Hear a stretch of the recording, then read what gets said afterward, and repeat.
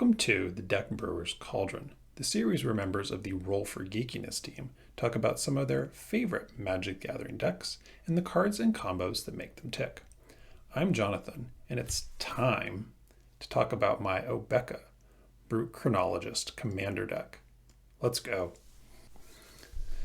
Obeka Brute Chronologist costs 1 generic, a blue, a red, and a black for a 3/4 Ogre Wizard. She has a single activated ability. Tap her, and the player whose turn it is may end the turn. Being able to end the turn at instant speed is actually kind of game-breaking. It allows me to sidestep steps and phases of the turn. But this deck is all about timing. I found it very helpful to research the specific steps of each phase that makes up a turn, as well as the specifics of getting and having priority, because these things are all important aspects of truly exploiting Obeka's capabilities.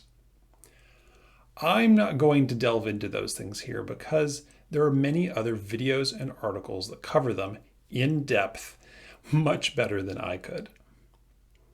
The short version of how to best use Obeka is actually printed in the helper text.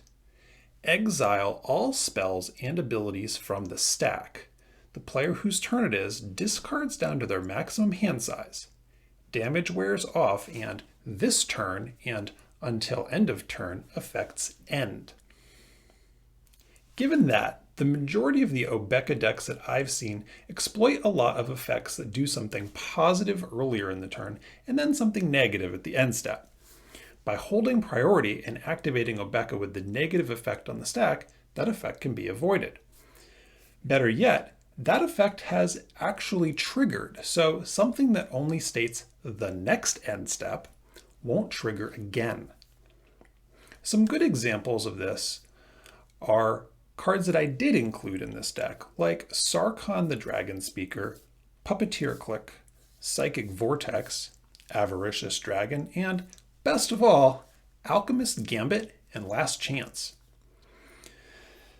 But beyond that, I went a different route than many and included a lot of cards with myriad or similar effects that create additional token creatures that would typically have to be exiled or sacrificed at the end of combat. You see, after damage is dealt, we reach the end of the combat phase, and that is when the exile triggers get put on the stack.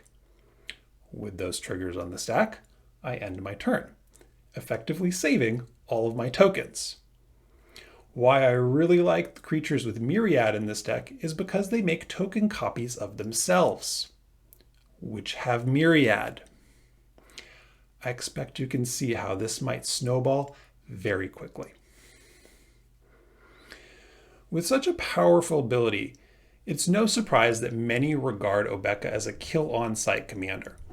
For that reason, I ran a pretty generous counterspell package in this deck, as well as including pieces like Lightning Greaves and Swiftfoot Boots, which offer protection as well as granting haste, letting me activate Obeka right away.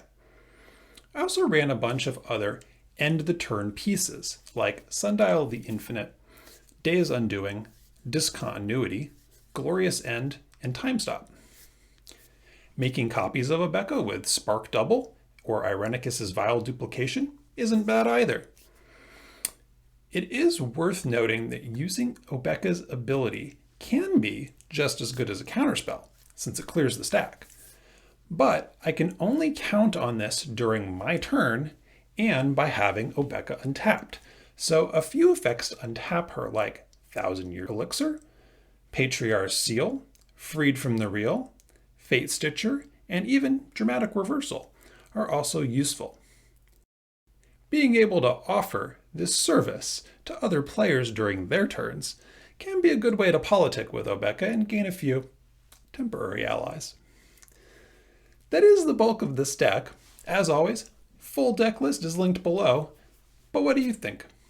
Let me know in the comments or just share your favorite story about our friend Obeka.